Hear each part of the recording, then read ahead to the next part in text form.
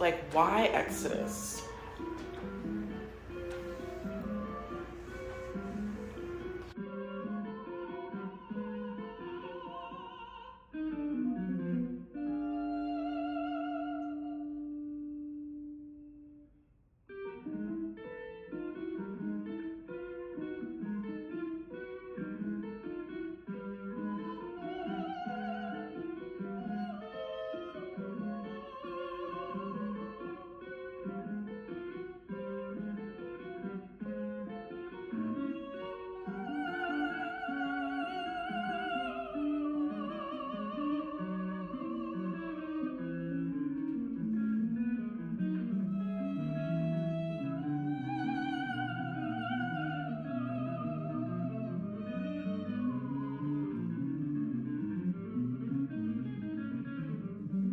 Black women know devotion.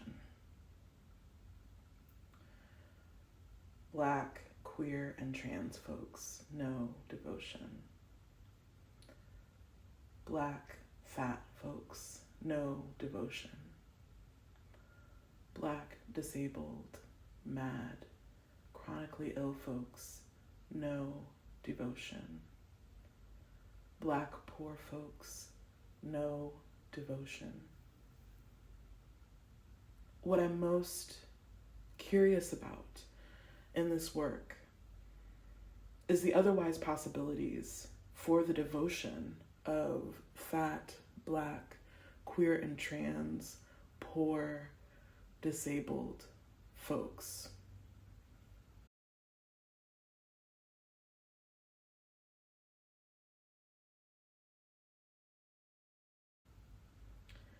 In Exodus, a group of members of a historical Black Baptist church make an unambiguous exit and depart for elsewhere. No one knows where. This is where I come each week for my dance residency. I was supposed to be starting last week with an ensemble, but there were not enough responses to the call. So I'm just reworking that. Like, it initially was this, like, we start on September 9th. No, we start on September 2nd. And then I just have a running list of offerings of workshops each Tuesday through beginning of December. I don't know if it's like that was too wide open or I didn't send it to enough organizations and institutions and things or what, but like very low response. So I am instead turning it into 5 4-session workshops. I have an inkling that like more finite, here is the block of time, it's 4 sessions, here's what we're going to work on, may be more appealing to folks. So we'll see. So yeah, I'm here for the first time in a few weeks to just reacclimate to the studio and dance a bit and do things. I only wanted to work with other fat, black, queer, and trans folks with a specific focus on folks who have not had experience in dance space.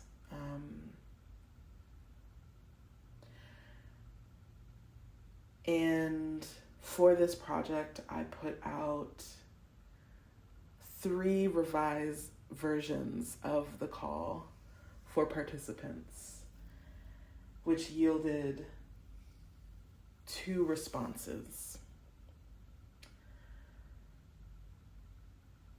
And I'm a person who considers myself one with a decent social reach.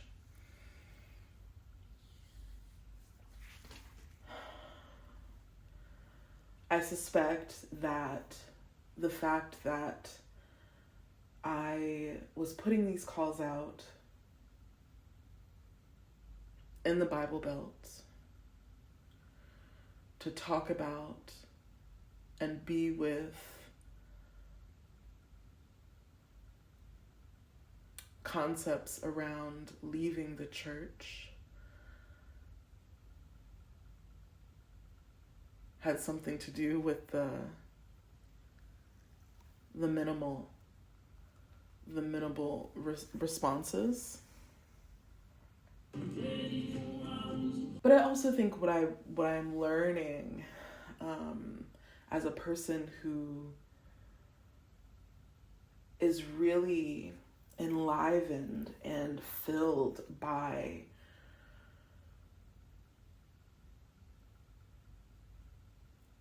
diving headlong into these conversations that are inevitably hard, that do require so much care to both enter and traverse. I'm most curious about the process of the iterative process of running into this wall, backing up a few steps, running into the wall from a new direction, backing up a few steps, documenting what I learn, spinning this time into the wall, backing up and seeing what I find. And that has been my process for most of my artistic life.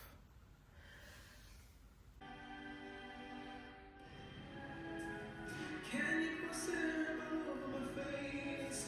The truth is much too hard today.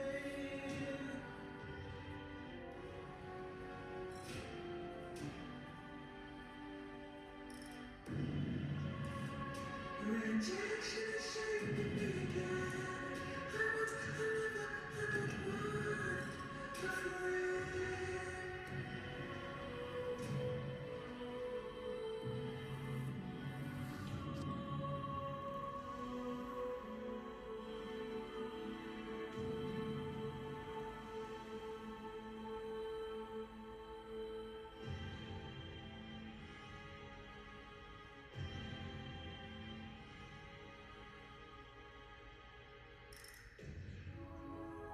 I long for the rapture between your knees. You need the calm, I need the world to end inside of me.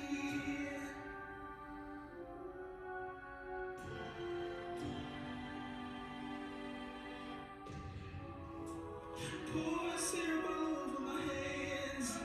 The truth is much too hard to stay. There are a few different facets to this work. One, of course, is the dance piece. I am a practitioner of Black improvisational dance. I'm of the tradition of Black improvisational dance. So there's the choreographic piece. Then there's also the collective study piece, which for me is deeply important because I am interested in facilitating a co-choreographic practice around this work. So much of the work that I do is trying to figure out how we can all invite our whole selves into this work that we're collaborating on.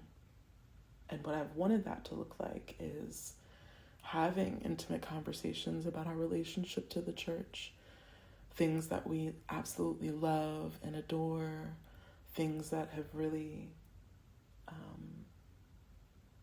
created barriers between ourselves and the lives that we desire for ourselves,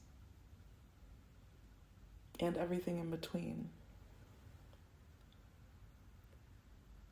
And then the final piece that I envisioned for this was the mask making. I am a COVID-conscious person who exists in community with many chronically ill folks, and practicing COVID risk mitigations is a core facet of my life. I mask in all public places. I test before I meet up with loved ones, and I ask them to test. I don't eat indoors in public places.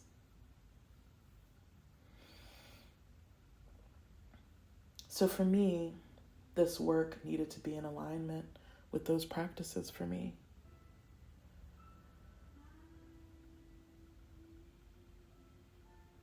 And as I was thinking about this work as a film, it felt really important to play with and play up the idea of masking. That since we were already going to be wearing N95s and KN95s, what could it look like to be constructing masks over those masks that of course don't restrict the breathing and like work with the shape and the frame of the mask. But recently I remembered that I'm a classically trained vocalist. And one morning I wrote the accompanying vocal score that I've been calling an opera. And the work keeps getting clearer for me. The work keeps getting clearer for me.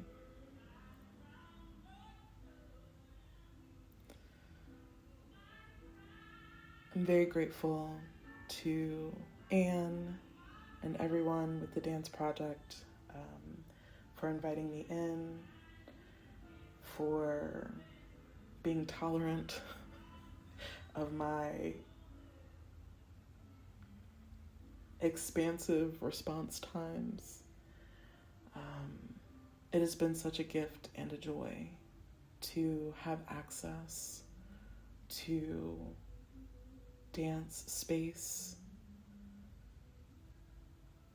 to work out the ideas of this project.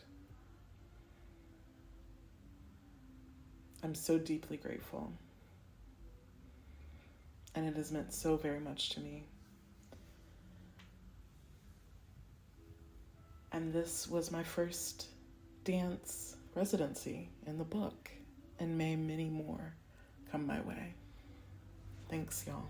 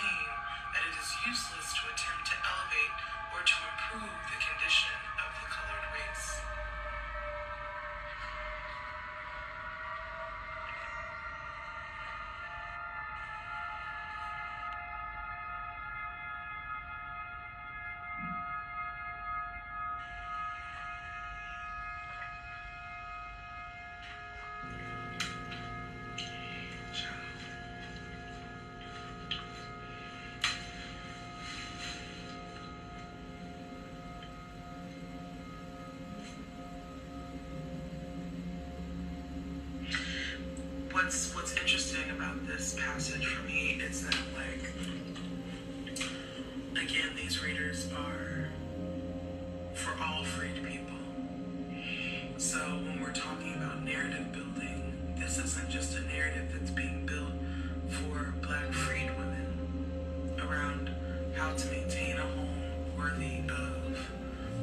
stranger, also, I just want to recount. Now, when a stranger approaches your house, bitch, we doing all this for strangers. It's not only telling black women, here is what you should be conforming to, in the way of being a good, freed woman. But it's also setting the standard of, regardless if it's actually valuable to them or not, it's setting the standard in the minds of black men, what to expect, how to maintain a home,